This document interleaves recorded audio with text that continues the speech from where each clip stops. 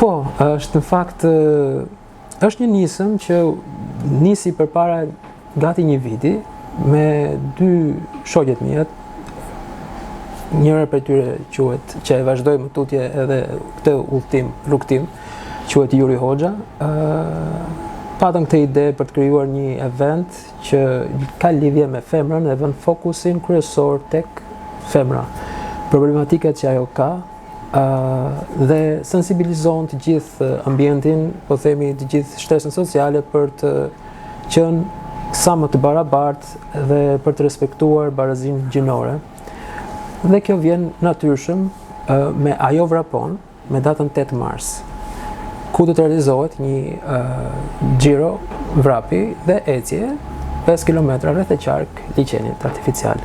Dhe më pas do të konkludohet me disa ndarje çmimesh, disa të ftuar që do të flasin në këtë event dhe një fotografi e çastit për të gjithë pjesëmarrësve.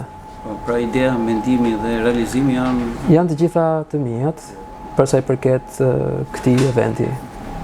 Tjetër diçka interesante për Ajo vrapon, janë femrat të gatshme, gratë, vajzat, marrin pjesë në aktivitete të kësaj natyre?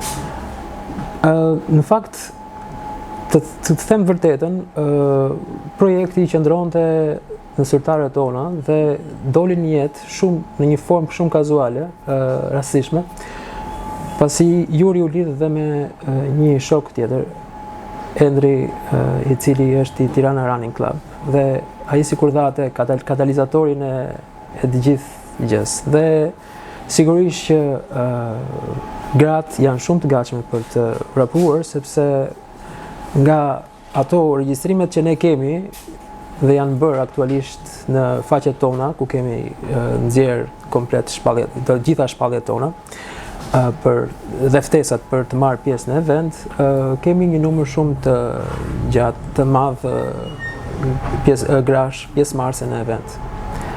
Kështu që janë të gatshme, po nuk është e thënë që të vrapojnë, mund të dhe të ecin.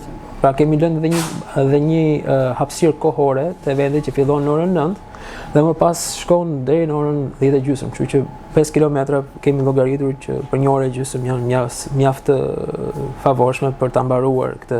Pra është simbolike. Është mjaft simbolike, po.